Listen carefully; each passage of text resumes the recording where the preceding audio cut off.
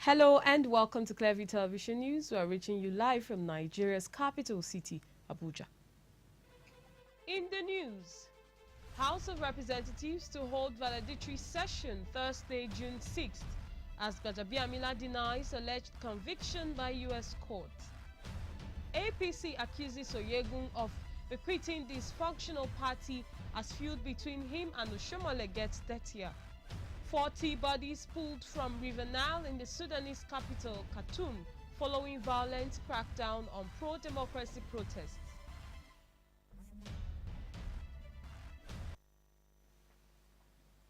I am Prudence Okonna with the details of these and more. The 8th House of Representatives will on Thursday round off its activities with a special valedictory session in the House chamber. This was made known on Wednesday in a statement by the acting clerk of the House of Representatives, Patrick Giwa, in Abuja. The program is slated to commence at 11 a.m. And the member representing Surulere 1 constituency of Lagos State and House leader Femi Gbajabiamila has denied allegation that he was convicted by a court of law in Georgia in the United States of America. Campaign manager of the Femi Gbajabiamila campaign organization, Jibrin Abdul Mumin, responding to a recent press briefing by the Coalition of United Political Parties during a world press briefing in Abuja, said Gbajabiamila has never been convicted in any court or engaged in corruption in Nigeria or any country. And Yete Patrick has more. For the benefit of doubt, we wish to state once again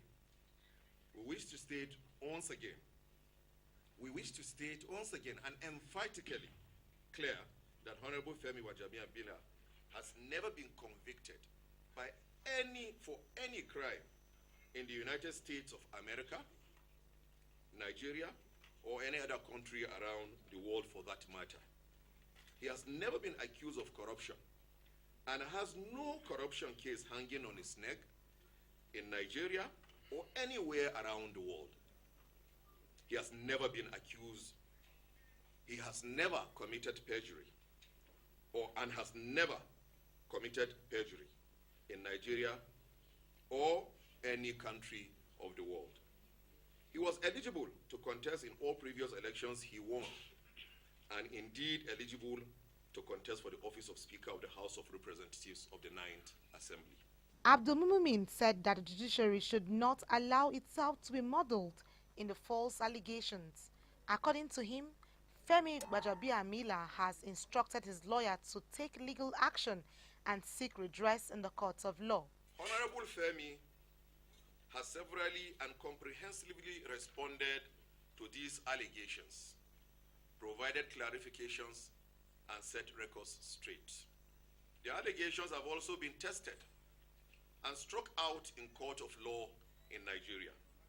The State Bar of Georgia has also written and categorically stated that there is no criminal conviction in the matter relating to Honorable Femi, and he is currently an active member in good standing of the State Bar of Georgia. All these facts are in public domain. This is the letter from the Georgia Bar, and it's in the public domain. And of course, this is the judgment from the Federal High Court, Justice Kafarati. The Femi Gbajabiamila campaign team urged the public to disregard the allegations in circulation. Gbajabiamila is a 5-time member of the House of Representatives. He was minority leader and currently House Majority Leader. Annie T. Patrick, reporting for Clearview Television. Respite seems to be coming the way of All Progressives Congress APC National Chairman Adams Oshomole on the flood of attacks on him by some APC stalwarts. The party has asked its former national chairman and leading antagonist John Odige Oyegun to desist from attacking his successor Oshomole. Oyegun had accused Oshomole of being incapable of leading a political party in the 21st century. denying responsibility for the mess in the party. However, speaking with journalists in Abuja, APC spokesman Lanre Issa Onilu said the former national chairman is responsible for the indiscipline and impunity in the party. Issa Onilu said the reason the People's Democratic Party bounced back to claim some states from the APC was because the ruling party did not live up to expectations. He said the leadership under Chief Oyegun, with due respect to him, condoned all sorts of acts of indiscipline from certain members. The APC spokesman insisted that the party's leadership under Chief Oyegun lacked the courage required to confront the pockets of political despots who could not operate by the party's rules. While noting that Oyegun handed over a dysfunctional party to his successor, Issa Onilu recalled that it was under Oyegun's leadership that some impudent members of APC called the bluff of the party by imposing themselves on the National Assembly as leaders contrary to the position of the party. This singular action, he said, led to unimaginable consequences on governance, as the National Assembly practically held the Buhari administration to ransom, a situation the current party leadership under Oshomole is working hard to address. Nigeria Deputy President Ike Ekweremadu Wednesday expressed hopes that President Muhammadu Buhari will approve the establishment of state and local government police in the country. Buhari received a report on the reform of the Special Anti-Robbery Squad Monday, June 3rd by National Human Rights Commission Committee on SARS. Presidential spokesman Garba Shehu, in a statement, disclosed that the president directed the setting up of a 3-man panel to produce a report and a white paper produced within 3 months. He noted that the report of the committee will form the basis of recommendation on setting up of state and local government police in Nigeria. However, Ekweremadu, who sponsored the state's police bill in the Nigerian Senate, said he is confident that implementation of state and local government police in Nigeria will address security challenges in the country. The panel, inaugurated by the National Human Rights Commission after a presidential directive, was set up to look into the activities of the SARS and make recommendations for its reform. Vice President Yemi Osinbajo, while acting as the president in August 2018, order and overhaul the management and activities of SARS. The security outfit has been widely accused of high-handedness and extrajudicial killings. It was the subject of End SARS, an intense online campaign that called for its dissolution and morphed into street protests in different parts of the country. There were also counter-demonstrations. Osinbajo subsequently directed the NHRC to set up a panel to investigate the alleged unlawful activities of SARS. You're watching Clearview Television News. We'll be right back after this timeout. The Nigerian Police Force, through the dogged efforts of the Inspector General of Police, IG Mohammed A. Adamu, in a bid to combat the high rate of criminality and criminal elements, kidnappers, domestic offenders, violence, cultism, rape, robbery, amongst so many others, has launched the Police VGS mobile app. The Police VGS mobile app is a web-based dispatch system for quick emergency reporting of incidents by citizens, for the prompt response by the Nigerian police and other emergency and security agencies. Within 5 seconds of reporting, the appropriate government security or emergency agencies will be alerted and help will be deployed immediately. If you find yourself in a situation where your life or the life of another is threatened, such as kidnap, rape, robbery, road accidents, fire incidents, medical emergencies, natural disasters, or any attempt on your life or the life of a fellow Nigerian, all you need to do is to silently swipe the Police VGS app on your mobile phone. Policemen will be alerted immediately and help will be sent your way promptly. This is particularly handy in case of kidnap on the highway, roadside, one chance, or case of robbery or any communal unrest whatsoever. All a victim needs to do is just to swipe the app on a phone, either as a victim or an observer. Policemen will be alerted immediately and help will be deployed for appropriate intervention. Apart from reporting emergencies, the app also has a unique features such as Escort Me. Once this app is activated, the police force and other security agencies will receive the coordinates of the dispatcher of the distress. Either on the highway or within the city, a user can also report incidents, the eyewitness feature on the app. The mobile app is available for all Nigerians on the iOS and the Google Play Store platforms. Android or iOS phone became Police VGS Mobile Reporter. As soon as a subscription to the Police VGS app is made, the Nigerian police will be on hand to attend to incident reporters in a matter of seconds. Swipe to safety. Terms and conditions apply. Always remember, the police is your friend. This message is brought to you courtesy of the Office of the Force PRO. You're welcome back. The United Nations designated June 5th every year as World Environment Day to provide opportunity to broaden the basis for enlightened opinion and responsible conduct by individuals, enterprises and communities in preserving and enhancing the environment. In celebrating this year's World Environment Day, stakeholders have called for attitudinal change in order to reduce the rate of air pollution and reduce its contribution to global warming and its effect on human health. Our correspondent, Joy Sekwei, has details. World Environment Day is traditionally celebrated on the 5th of June every year.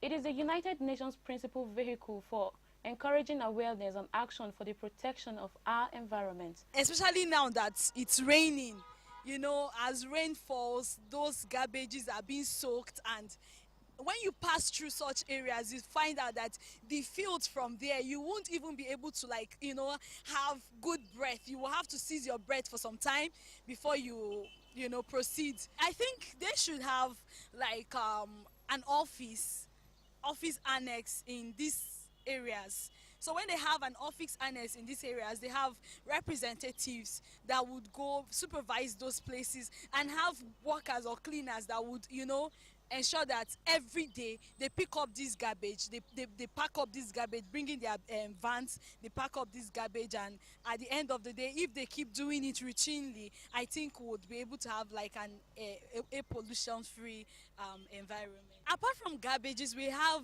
other vehicles that are not supposed to be plying the roads. You see them plying the roads, bringing out exhausts, and those exhaust fumes actually are very, very deleterious to our health.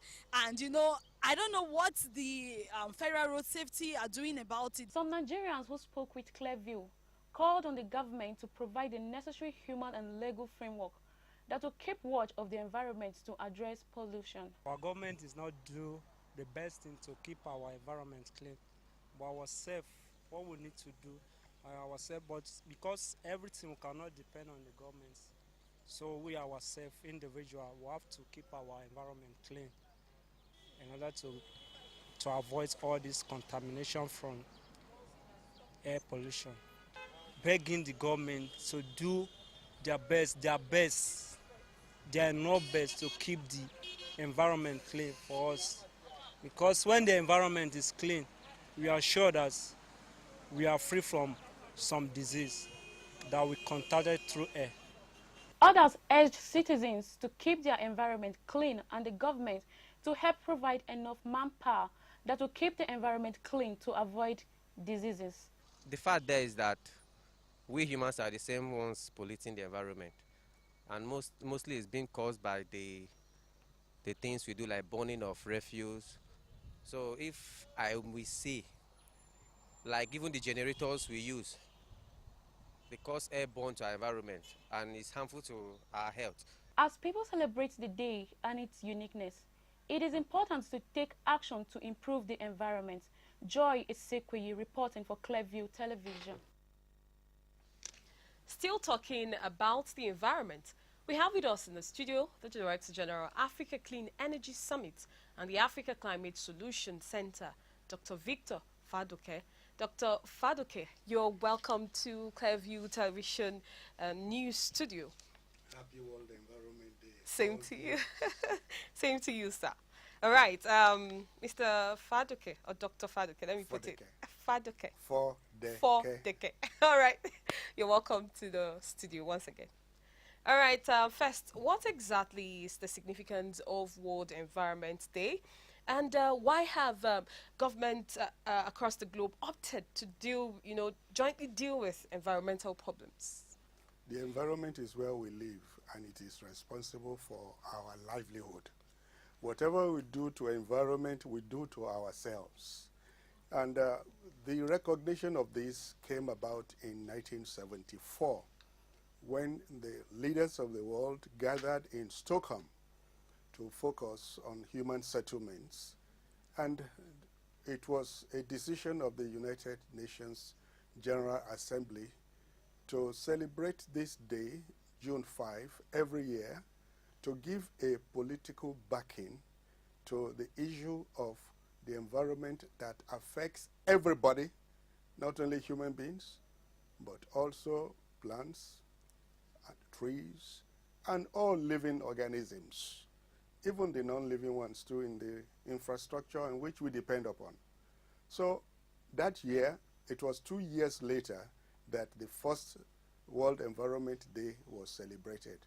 But Stockholm was the first birthplace of the World Environment Day that was actually enacted. But before then, the whole world had witnessed, I think it was in the United States in 1955, 56, when a senator, Senator Hubert Humphrey, who is named after a program in which I am a Humphrey Fellow of the United States Embassy.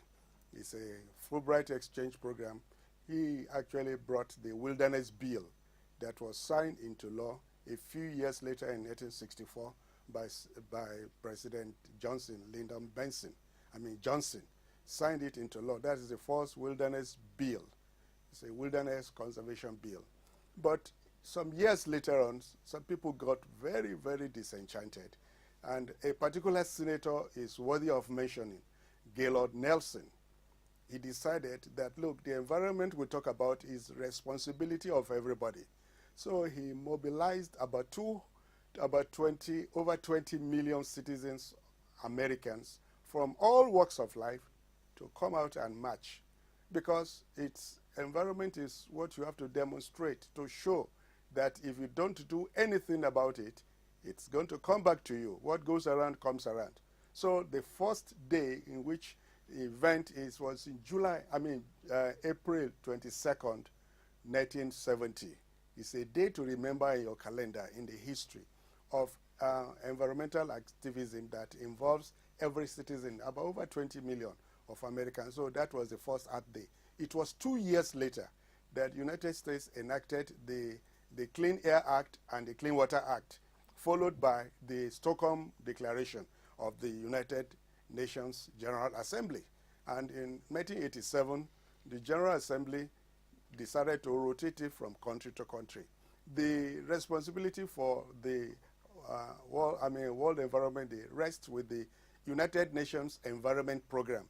You will see it in your historical archives. So it is a day that day was the political backing, but the first one of 1970 was when the Senator Gaylord Nelson involved that everybody must be involved. You have to clean up your mess. And that gave rise to Americans saying that not in my backyard, and then later on they talk about not in my neighbor's backyard. So it is your responsibility to keep the environment clean, because we talk about garbage, we talk about the vehicle producing smoke. You can avoid eating, but can anybody avoid breathing for 5 minutes? That is a question for us, because that's why the theme of the of World Environment Day this year is air pollution, a matter of grave concern. And you can see that if you can decide that air pollution is not important, try to hold your breath for 10 minutes and see whether you will be alive to tell the story. All right, let me quickly, go to my next question. we've talked about clean environment, clean environment. Is a clean environment all about keeping one's surrounding clean? Maybe you can educate us more on that. Clean, I mean, when you talk about the environment, it is where your, it is where your sustenance depends. We talk about air that we breathe. Now, if you decide to burn your trash, you are converting everybody to smokers, even though they are strictly saying that, oh, you're a smoker, you are making everybody to smoke. The trash there's a way in which the waste is never to be wasted. Only in Nigeria, we waste. Because the waste that we talk about waste is a resource that can be converted to fertilizer. It can be harnessed in a digester to generate electricity. The digester can give you liquid fertilizer. When you look at all the ramifications of it, we talk about flooding. Now, government decides to build drains, and they mandatorily say that drains are supposed to be maintained. But you find that in some communities, during the rainy season, that is when they remember to empty their trash. Now, what do you think the rain will do? Water will always find its own level. When you block it one way, it will come back to you, and it will take you away from your home. You remember what will contribute to some of these things that is called the global warming. Some of the exhaust from the vehicles and the loading of the atmosphere with some of the atmospheric pollutants known as carbon dioxide, like methane, like oxides of nitrogen, the oxides of fluorocarbons. These are the ingredients that trap the heat that is coming from the sun, and it forms a blanket. And the more we release of all these greenhouse gases, as they are called, the more the earth gets warmer. The past 4 years have been the hottest in the history, and it is not ending. And what happens when the earth gets warmer? The snow and the ice in the polar regions melts, and the water gets into the seas. Our coastal states, about 60% of citizens live around the coastal states, and they get flooded. The economic infrastructure for Nigeria resides in the south-south area. When this gets overflooded, you can imagine what happened in 2012 when you had a massive flooding around Lokoja. I was a victim. I was trapped in Lokoja for more than 15 hours. Then I said that I was just coming from a meeting of climate change then in Addis Ababa, where I was the technical advisor to AU. So I was visited with the problem of climate change in a practical sense, not just the theory in books. So you see that we are all the architects of our situations. We are all architects of our clean environment or dirty environment, polluted environment, or catastrophic environment. Whichever we want to choose it, it comes from us. It does not come from mass. So the responsibility, environmental responsibility, is one of the messages. And I believe that every Earth Day is a wake-up call to say that what you do to the environment, you do to yourself. And mark it, it is like the environment was given to us in trust by our children, so that we can spend the interest and we leave the capital for them. But when we do that, I will give you an illustration later on. All right. You talked about climate change. And going forward, how has this, generally affected Nigeria? Presently, there's a discussion on the Lake Chad region, the Lake Chad Basin. The water in Lake Chad Basin has reduced by close to 90%.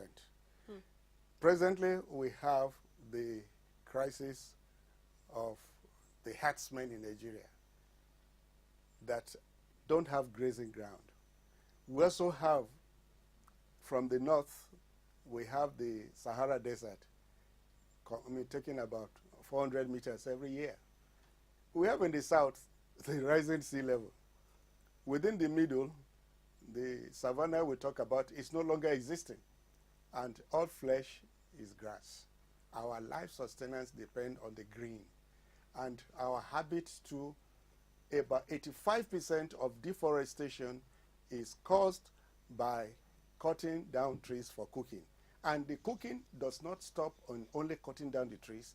About 135,000 children and women die every year in Nigeria from indoor air pollution caused by us. They have to cook. We have to adapt to this sort of climate change through alternative means of cooking, through alternative means of getting what we need to power our houses. Me, I pass my neighbor. you are past your neighbor. What do you think we're doing? Families have been destroyed by the fumes from their generators when they left it and went to sleep. All right. Still on Nigeria, in Niger Delta, we have the problem of oil pollution. In the southeast, erosion.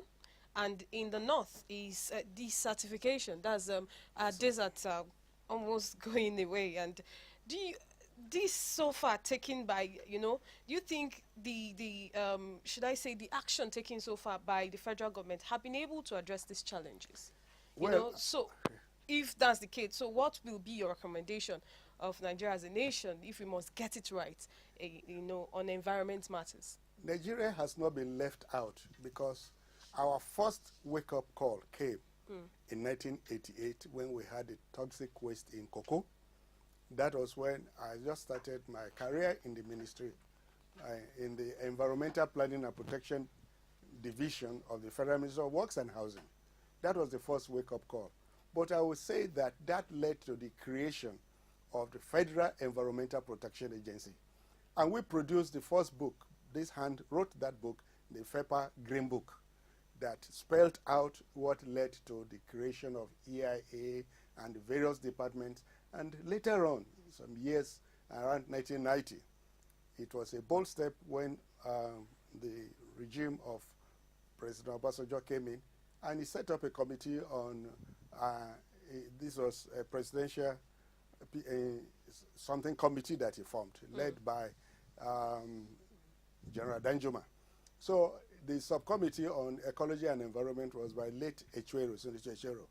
And we decided, with a colleague of mine in Delta at that time, we wrote the first document that led to a memo that led to the creation of the Federal Ministry of Environment. That's 1990. I think 1989, 90. That ministry was formed as a first ministry that brought all other departments and agencies that are responsible for, like forestry was brought in. You find that we had the oil spill brought in, we had the public health brought in, all under one umbrella. That is a significant stroke, master stroke by the government of this country, that you have a ministry, and we had a minister, not just having somebody else, but a minister that reports to the president weekly as obtained in some, even the United States did not have something like a minister at that time. They only had a secretary or something like that in some area where they're EPA. They did not have a full-fledged ministry. So Nigeria took the lead in having an institutional arrangement, and Nigeria must be commended for that. Furthermore, Nigeria also set up what you can call the Special Climate Change Unit, of which I was the head for some 3 years. Then later on when I left, I set the groundwork for a full department of climate change. Some states' government have departments of environment and climate change fully in place. And there's a state that even has a Ministry of Climate Change. That's in Cross River State. These are institutional arrangement by government, commendably, that we should commend the government for that. And you also note that the government also was part of the Paris Agreement in 2015. These are commendable action, and the Sustainable Development Goals, and which was about 2 years ago in the United Nations General Assembly. And I believe that with Nigeria now being the president of the General Assembly, we're going to push forward the agenda on sustainable development and climate change, sustainable livelihood, and of ensuring that the world spend more on peace than on war and on warfare and on weapons, so that we can be safer. All right. Thank you very much, Dr. Fodeke, if I'm correct this time. Yes. All right. Thank you so much for coming to our studios.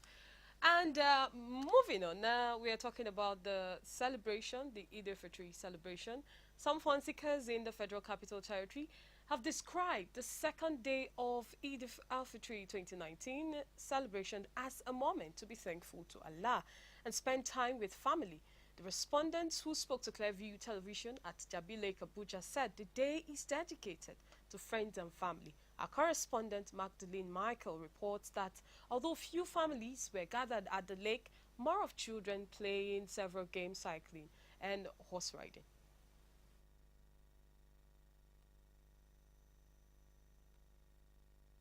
As Muslims in Nigeria join their counterparts across the world to celebrate Eid al-Fitr, we're here in Abuja, Jabi Lake to be specific, to sample public opinions and get the polls of Nigerians that are having a nice time with the family and friends at the lake. Today is Salah Day, Eid al-Fitr, and I'm here with my family to celebrate it. The celebration is very nice. Now we are in the Jabi Lake. We are here we see many people here. All of the people are happy. We are here to enjoy ourselves because this is our day. So I would this opportunity to greet all of my Nigerian people between Christian and Islam. All of them are Nigerian people. So I'm here to do my best in the Salah. So look at this and my chai. I carry them to this Jabi Lake. All of them, I want to all of my child be happy on this very day. Today I just came to relax, to have fun, to see the people that are celebrating Salah, the Muslim, how they are celebrating it. Seriously, I'm enjoying myself. Serious. Well, it's going good, it's fun, it has been so good, and we're having a lot of fun here. There are lots of things we came here to see, and we have achieved the most important thing we came here for, is to have fun, and seriously, we've been having fun. All fun seekers or fun lovers turned out en masse to have a nice time with loved ones. Business activities was at its peak as some business owners shared their view on what has been going on so far. To compare this year's Salah to that of last year, I can say last year's own turn up is more than this year. I don't know the reason. As this is our business, if it is by this time last year, many people have been filled up here. We'll be just getting something from them. Many of them are not even, they are just standing here looking at us. They're not even patronizing our business. Most especially the adults that used to come here, none of them is here today. Only children that filled up this place are just patronizing 50 naira, 20 naira. That is not what we got last year. Last year is far better than this year. While some Nigerians are here having a nice time at the Jabi Lake, we too at the Clearview TV had our own share of fun.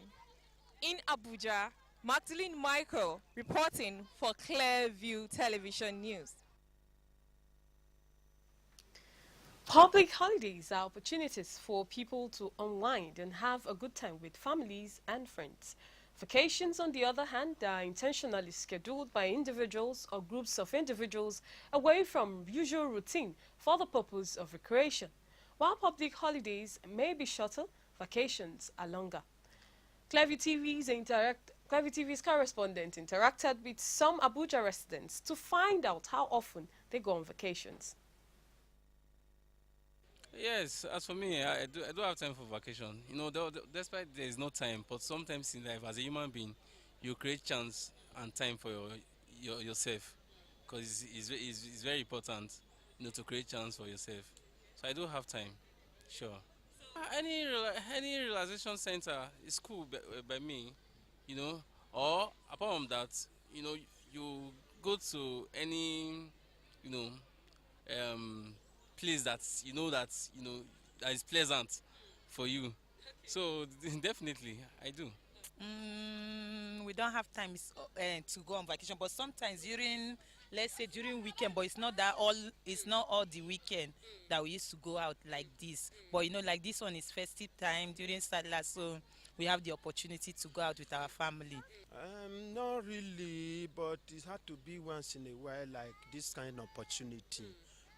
So when Salah comes, we don't have any other vocation or something we normally go. So we are Muslim, we practice the injunction of Muslim. So we don't go out apart from Salah celebration. Of course, content of time. Yeah, of course. In Nigeria, within Nigeria, of course. In commemoration of the 2019 Eid al-Fitr celebration, marking the end of the holy month of Ramadan, the Chief of Army Staff, Lieutenant General Tukur Yusufu Buratai, paid an operational visit to Headquarters 1 Brigade Nigerian Army and frontline troops of Operation Hadarin Daji, fighting kidnapping, cattle rustling and armed banditry and the varying forms of criminality in the northwestern part of Nigeria. The Chief of Army Staff, represented by the Chief of Training and Operations, Army Major General Lamidi Adeosun, had earlier joined Muslims had later delivered the Chief of Army Staff's goodwill message to the officers and soldiers of the Nigerian Army 1 Brigade and Hadarin Daji shortly after the prayers. He commended the troops for their dedication and sacrifices and loyalty to the nation.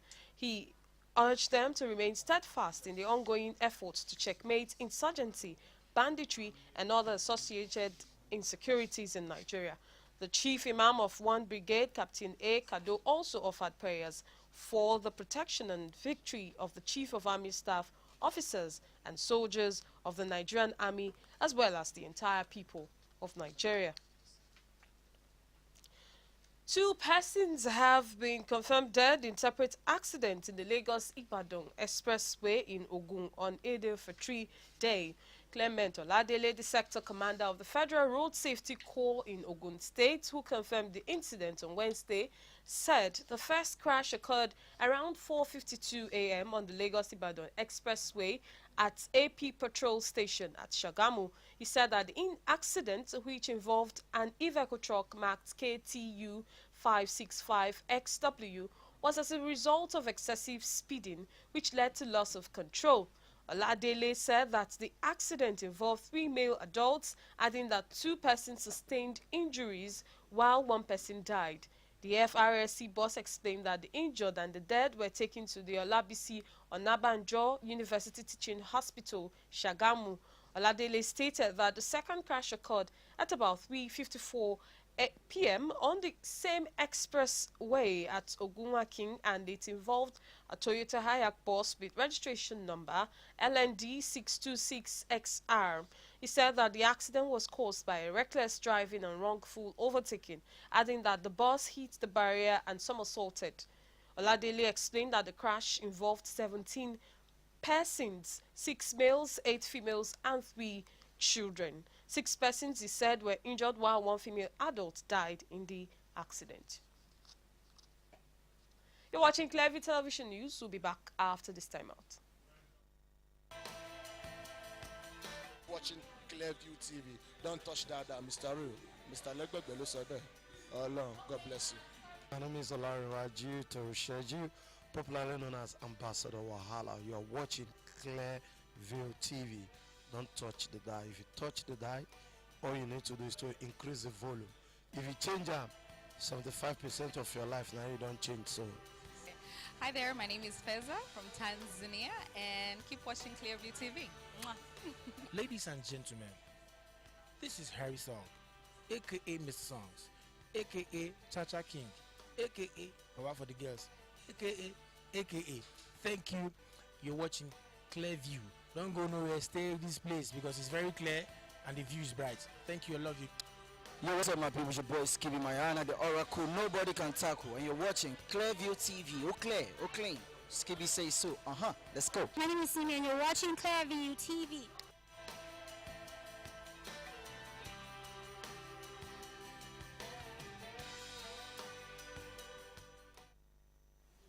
You're welcome back. The National Broadcasting Commission, NBC, has sent 2 separate letters to DAR Communications PLC, owners of Africa Independent Television and Raypower FM, over some reports it considered unprofessional. The 2 letters, dated May 27, 2019, were signed by the Commission's Director of Broadcast Monitoring, Professor Armstrong Idachaba. Idachaba accused the broadcast stations of airing offensive, unfair and unprofessional content in violation of rules. He asked AIT and Raypower to state why they should not be sanctioned. He also said the stations had been allegedly inciting the public against the Independent National Electoral Commission, the All Progressives Congress, and the government.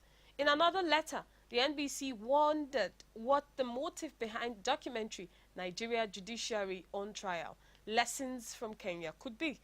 The broadcast station was said to have accused INEC of refusing to make its server public because it doctored the result of the elections. NBC gave the stations until May 31st to respond to its queries or risk disciplinary actions. In another letter dated May 27th, NBC complained about the use of content generated on social media on Kakaki program on AIT. In what appears a swift reaction, the founder of DAR Communications PLC, Chief Raymond Dokpesi, said he would protest against plots by the All Progressives Congress-led federal government to gag the media and suppress free speech. A statement from his office in Abuja said Dr. Sish would be staging a one-man demonstration to the National Assembly on Thursday, June 6, 2019, after addressing a World Press Conference at the AIT complex, Asokoro, Abuja. The 66.3 billion naira released to Katsina State from the Paris Club refund in 2016 by the federal government has become a subject of litigation before the Abuja division of the Federal High Court. In the lawsuit, a financial consulting firm, Moritz Walton Nigeria Limited, has dragged the state before the court over its alleged failure to honor a contractual agreement to pay the firm 20% of the $217.3 million, equivalent to 66.3 billion naira, due to it from the Paris Club refund. Other defendants in the suit are the Finance Minister, the Central Bank of Nigeria, the Accountant General of the Federation, and the United Bank for Africa. The defendants have all urged the court to dismiss the suit on the grounds that the plaintiff was not entitled to the reliefs it seeks. In his response to the suit, the Katsina government admitted in its statement of defense that it engaged the plaintiff in relation to the recovery of Paris Club refund.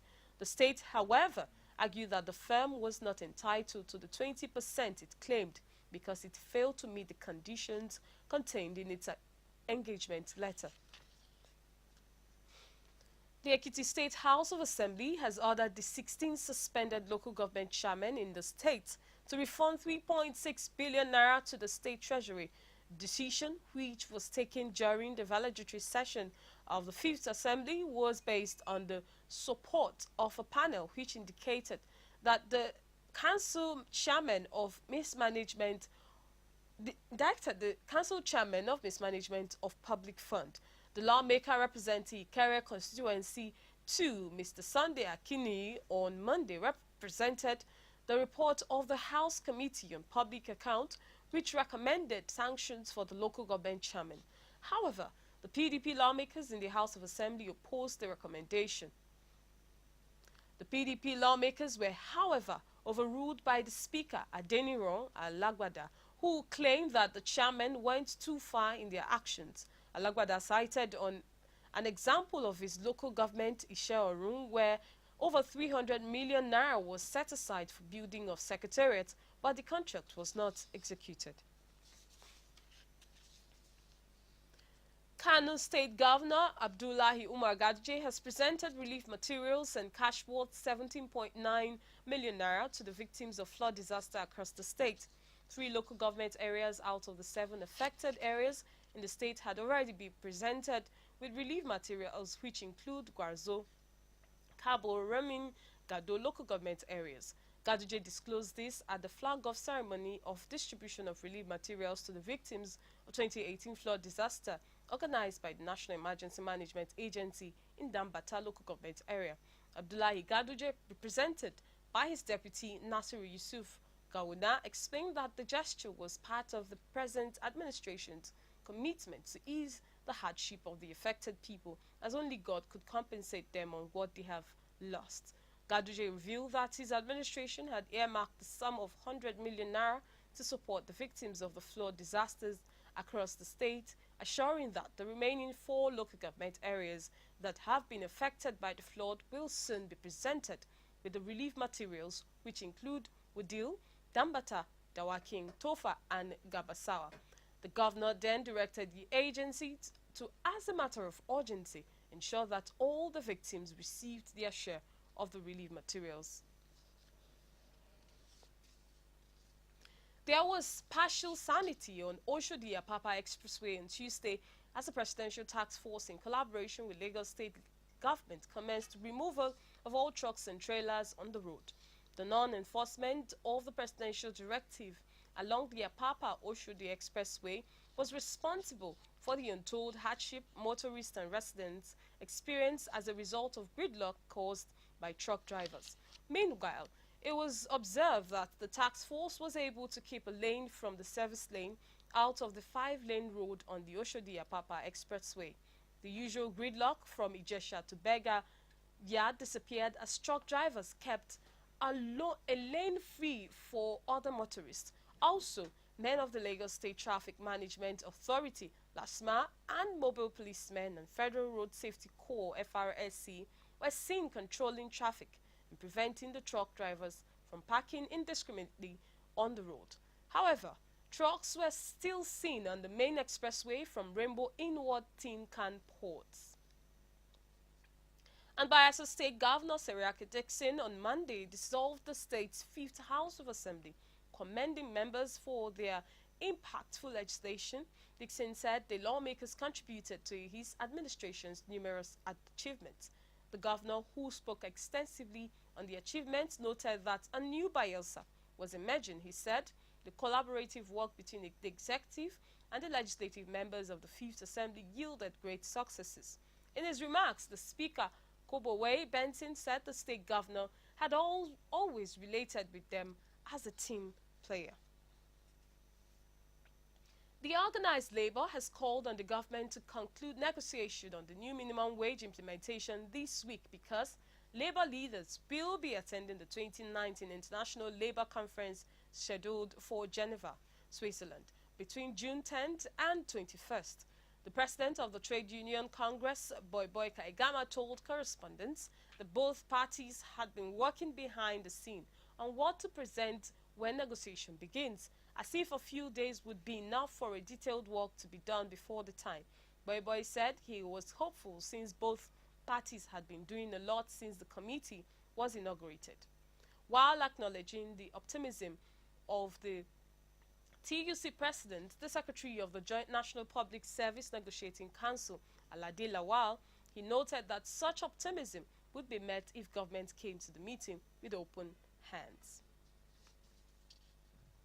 You're watching Clearview Television News. We'll be back after this timeout.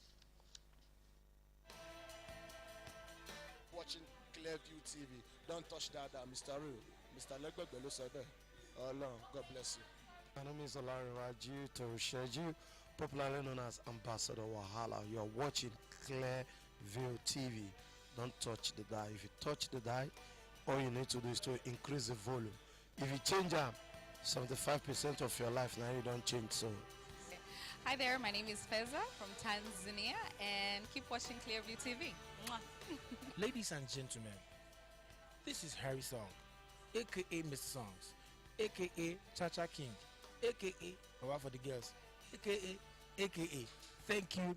You're watching Clearview. Don't go nowhere. Stay in this place because it's very clear and the view is bright. Thank you. I love you. Yo, what's up, my people? It's your boy Skibby Mayana, the Oracle nobody can tackle, and you're watching Clearview TV. Oh, clear, oh, clean. Skibby says so. Let's go. My name is Simi and you're watching Clearview TV.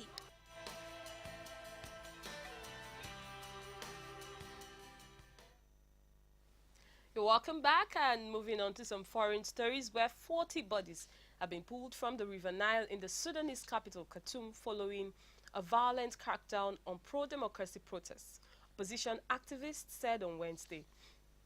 Doctors linked to the opposition said the bodies were among 100 people believed killed since security forces attacked the protest camp on Monday. Reports said a feared paramilitary group was attacking civilians. Sudan's ruling transitional military council vowed to investigate.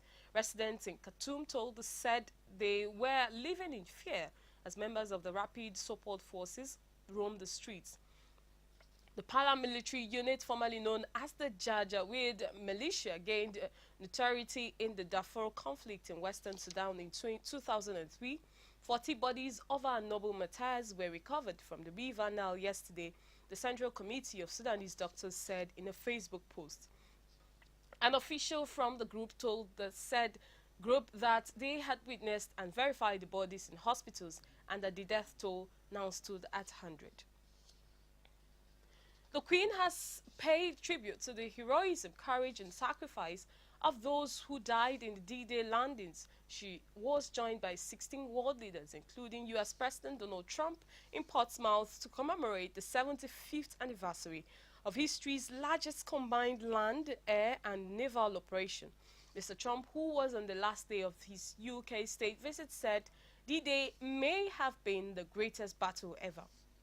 Veterans of the landings in Normandy, to liberate Western Europe also attended, putting a broadcast by her father, King George VI, at the time of the operation in World War II.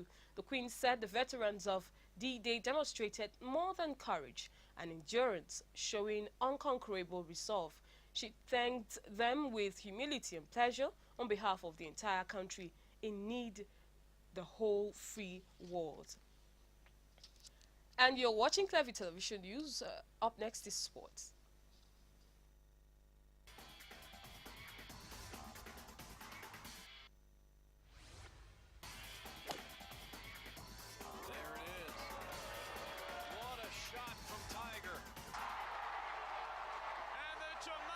Juggernaut scores his first goal for a professional side. And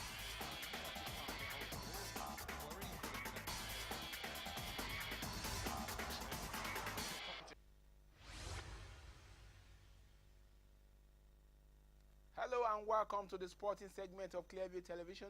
I'm Ogutimehin Tolulokpe Ogutimehin. On form Leganes defender Kenneth Omeru looks set to earn his 45th senior cap for Nigeria this weekend when the Super Eagles host fellow AFCON-bound Zimbabwe at the Stephen Keshi Stadium in Asaba. With the Udinese of Italy star Willem Troost-Ekong expected to miss the game, the unknown Leganes defender is expected to partner Brighton's Leon Balogun in the heart of defense, with Chidozie Awazim also in the fray to earn the starter's berth. Having arrived camp on Monday afternoon, the 25-year-old took part in the team's morning training session on Tuesday, showing great composure as the Eagles continue their build-up to this month's AFCON in Egypt. If selected in the final 23-man list, Omeru will be aiming for his second AFCON crown, having starred in the Eagles' last triumph 6 years ago. Super Eagles coach Gernot Rohr has posited that his side must be 100% fit if they are to stand any chance of winning the Nations Cup. With one additional fitness trainer joining the team, the Franco-German who drilled his team through rigid fitness training highlighted that the expansion of the competition now means any side who wants to win the tournament must be technically sound and fit. You know already we had some players who did not play very well last season, like Kalu, who was injured, so we had to do much more physical training on him like the other players. That's why we have the second fitness coach working in the group to ensure individual fitness. I think that only the fittest team can win the Nations Cup because you have to do 7 games if you want to go through. You have to play in very hot temperatures, so it is very important to recover very well and also work with the players that don't play much. That's why it's important to have 2 fitness coaches, Rohr stated. The Eagles will continue their preparation for the AFCON with 2 more training sessions on Tuesday, and we have the complement of the duo of Wilfred Didi and Kenneth Omeru, who both arrive on Monday afternoon. Official Super Eagles have stated that coach Gernot Rohr will announce a final 23-man squad for the 2019 African Cup of Nations in Egypt this weekend. Rohr has called up a professional squad of 25 players, and they will now have to tell 2 of these call-ups they will not be making the trip to Egypt on Sunday. The official said the final score will most likely be known after Saturday's warm-up against Zimbabwe in Asaba. Even the list would have been submitted to CAF by the deadline of Friday. The Eagles fly out to Ismailia, Egypt Sunday on a charter flight and will play a final warm-up against Senegal on June 18. They open the AFCON campaign on June 22nd against debutant Burundi in Alexandria. Super Eagles coach Gernot Rohr has confirmed that Udinese defender Willem Ekong will miss Saturday's AFCON warm-up against Zimbabwe, as it was not expected in the team's training till weekend. China-based striker Odion Ighalo may also miss the Zimbabwe test, as is only expected later this week in camp in Asaba. He has been nursing a hamstring injury, which has sidelined him for several weeks. Arsenal forward Alex Iwobi is also being expected, while Ahmed Musa and Shehu Abdullahi were excused to join the squad on Wednesday after the Muslim Salah celebration. 2020 players trained Monday at the Stephen Keshi Stadium in Asaba, with the likes of Henry Yekuru, Samuel Chukwueze, and Kelechi Iheanacho among the latest arrivals.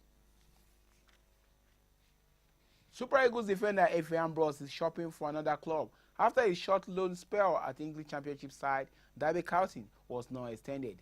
The former Celtic star was hoping to bag a permanent deal with the Rams when he joined them earlier this year as a free agent from Scottish club Hibernia. However, he failed to make his debut for the main Derby side, even though he played 2 full games for the Derby under-23s. Ambrose's dream to play in England was also not helped by the fact that Derby failed to win promotion to the Premier League. They lost 2-1 to Aston Villa in the promotion playoff finals. Gianni Infantino has been re-elected as president of football's world governing body, FIFA, for a second term. The 49-year-old Swiss Italian was re-elected until 2023 without opposition at FIFA's annual Congress in Paris. He succeeded Sepp Blatter in 2016 and has increased the number of teams at the 2026 World Cup and proposed key changes to the Club World Cup. Ex-President Blatter was in charge for 17 years until he was banned amid a corruption scandal in 2015. Infantino's re-election was marked by a round of applause after rules were changed earlier in the day to no longer require a vote from FIFA's 211 members if only one candidate was standing. In a lengthy speech at the Congress, Infantino focused on the relative calm of his first term in charge compared to the situation he inherited.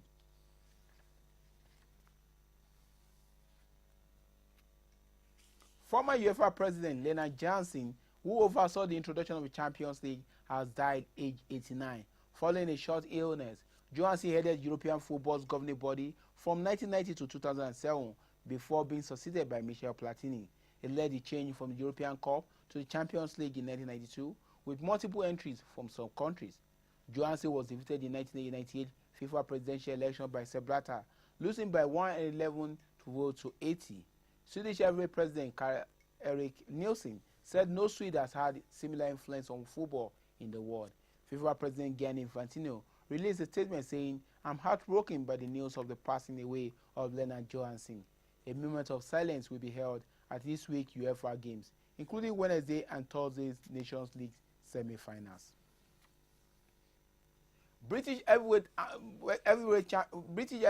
Anthony Joshua says he has no excuses for a shock defeat by Andy Ruiz Jr., in which he lost his IBF, WBO, and WBA world titles. The loss in New York was the first of Joshua's 23-fight professional career, and he has dismissed suggestions anything was wrong with him. Joshua's promoter, Eddie Hearn, announced on Tuesday that a rematch with United States-born Mexican Ruiz, part of the contract for Saturday's fight, will take place in November or December. The Bryson was floored 4 times as Ruiz won in 7 rounds at the Madison Square Garden before the final round. Joshua looked perplexed in his corner and said to his trainer, Rob McCracken, "Why am I feeling like this?" The London 2012 Olympic champion subsequently had a concussion test. Joshua says his pre-fight training camp in Miami was spot on and did not eat any contaminated food. He also said he will continue to work with McCracken. And that's the size of the package from the Sporting Television. I'm Oguntimehin to Lulapo Oguntimehin.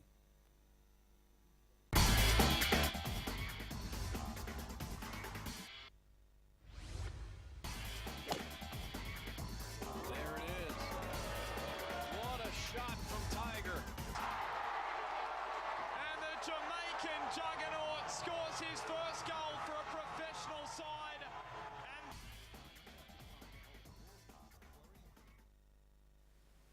And before we go, a look at our top stories. The 8th House of Representatives will on Thursday round off its activities with a special valedictory session in the House chamber. All Progressives Congress APC has accused John Oyegun, its former national chairman, of handing over a dysfunctional party to his successor. Opposition activists on Wednesday said 40 bodies have been pulled from the River Nile in the Sudanese capital, Khartoum, following a violent crackdown on pro-democracy protests.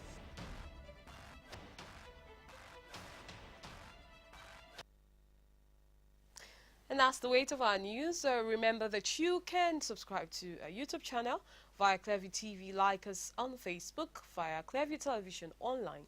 Follow us on Twitter at Clearview Online. You follow us on Instagram at Clearview TV_NG. You can also watch Clearview TV on Nigecomsat with any free-to-air decoder. For details, contact your local installer. I am Prudence Okonna. Many thanks for watching.